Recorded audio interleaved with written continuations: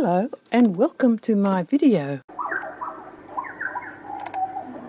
In this video I will discuss how the scientific experiments on telepathy are done.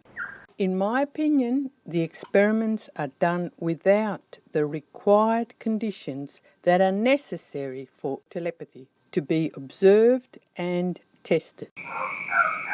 So I will also discuss how these experiments should be done if we are to observe telepathy. Telepathy, as we may experience in everyday life under ordinary circumstances, requires two conditions. One is relationship. It's moderately strong to strong relationship.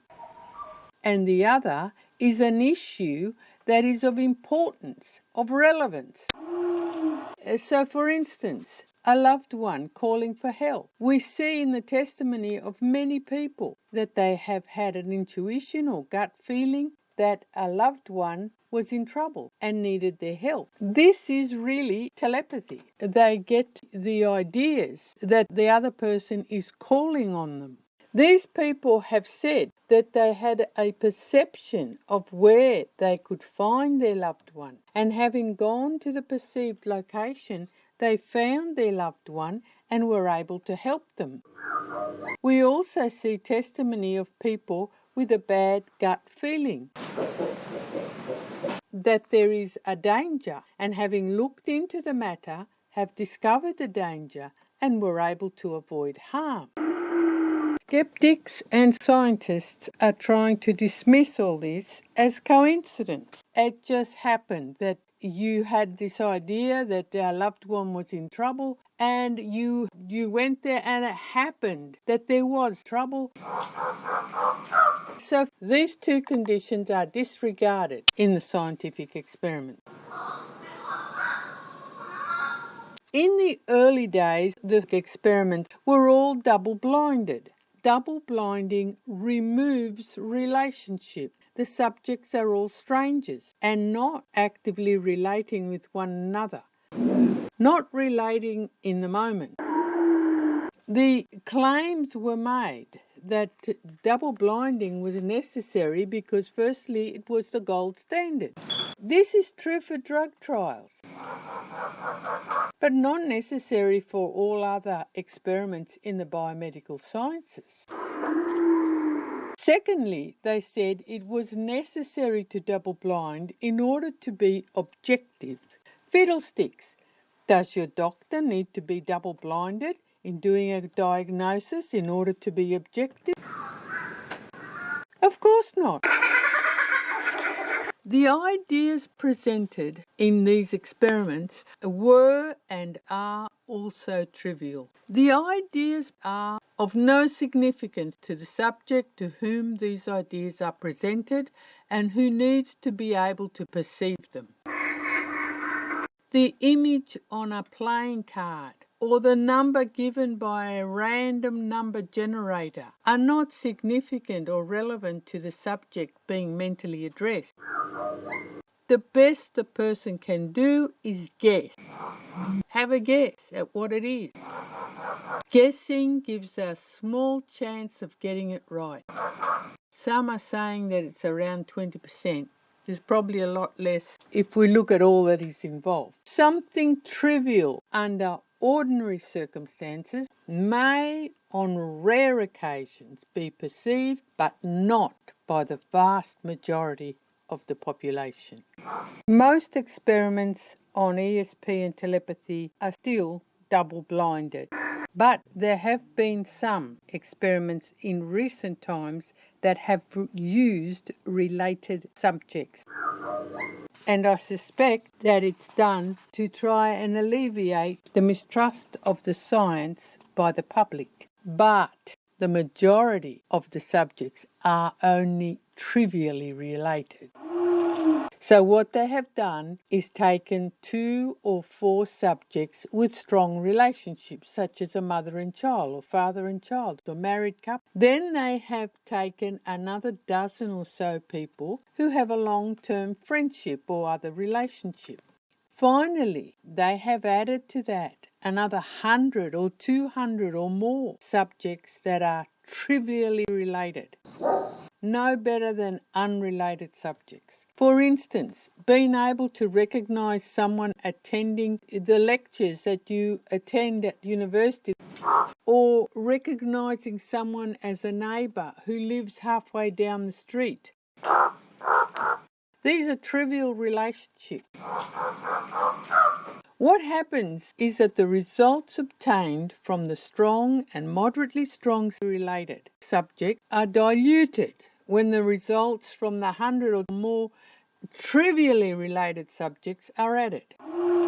It's like you have a teaspoonful of strong syrup and you've added a glassful of water to it. It's going to be very dilute, barely sweet to the taste.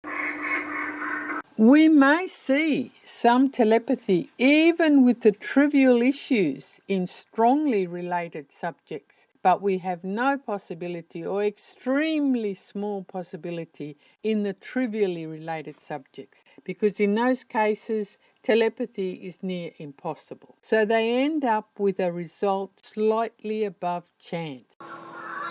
Such a result is, of course, not convincing. On these grounds, it appears that there is no telepathy. So many scientists are saying it just doesn't exist. It's not real. Or that the psychic ability of telepathy has been tested and it's been disproved. Trivially related subjects can be used, but they must be relating in the moment. In one of my videos on the experiment for telepathy and ESP, I discuss the case of a psychic fortune teller who was obviously a fake. At that time, when I had gone to her, there was a lot of problems at work. And she had been able to perceive that there were things troubling me and that they were troubling me in my place of employment, in the workplace. And she was also able to perceive that I was concerned about some guy that was stirring up trouble. And of course, I was thinking about, that's why I'd gone to her. And he was a real problem.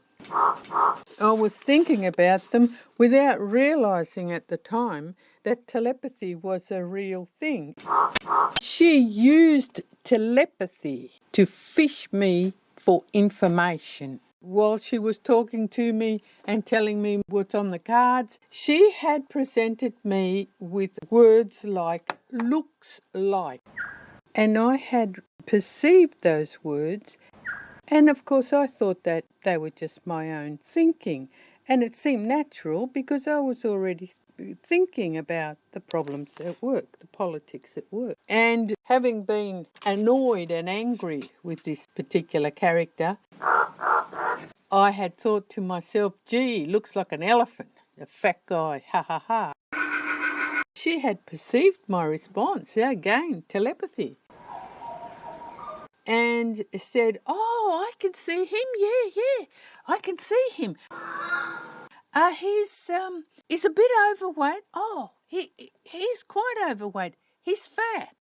This was very impressive because at the time I was under the impression that there was no telepathy, that it had been tested and disproved in science.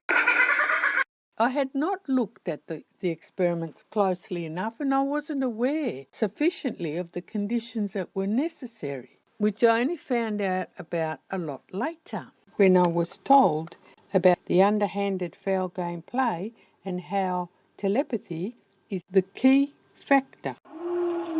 With the fortune teller, we were really trivially related. I'd been to her maybe half a dozen times at the most over a year or more.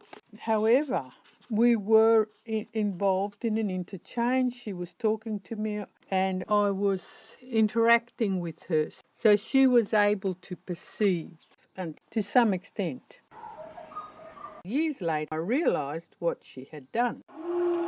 Not realizing that telepathy is real, one can get caught and can get into some pretty serious trouble.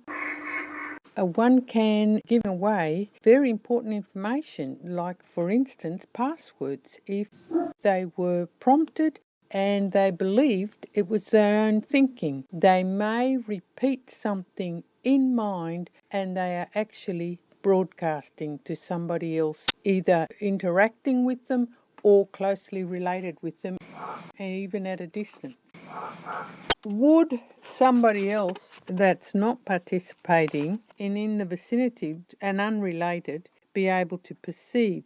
I rather think not. However, I have seen on quite a number of occasions where there's foul gameplay in progress and somebody arrives on the scene, there's a complete stranger. I have seen in every case, that as soon as a stranger arrives on the scene, the foul gameplay stops. Can a stranger perceive? I don't know.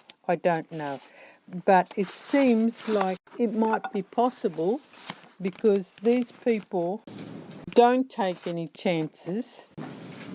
They may have seen from other occasions that some perception is possible. Telepathy and ESP in general are being challenged in the eyes of the average person by the scientific community because it does not conform with the basic premise of science that materialism is all that there is. Telepathy points to something beyond the material, a non-physical reality. Scientists are considering telepathy would have to be brain-to-brain communication if it were to exist. And that is not what telepathy is about.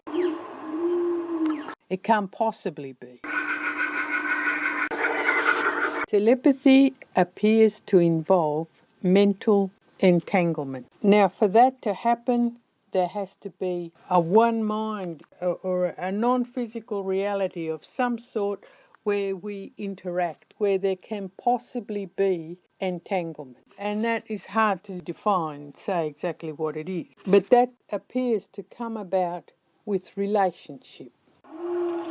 Entanglement is not considered by science because scientists are seeing people literally as meat robots. There's nothing other than the physical. So they are conjecturing that the mind must be created out of the brain's complexity or out of the brain's activity. And there's no evidence. This is based on reasoning that there's only physical, so there's only the brain to consider, and so there can't be anything more than activity within the brain. So the idea of people participating on a non-physical plane, what we might call the mind, is not a consideration in science. So the idea of mental entanglement is a non-issue, is not considered even in the remotest sense. Thank you for viewing my video. I will be making another video on the mind. And here is imperial pigeon, the ones that make the sound, eating some fruit from the wild palms outside my window.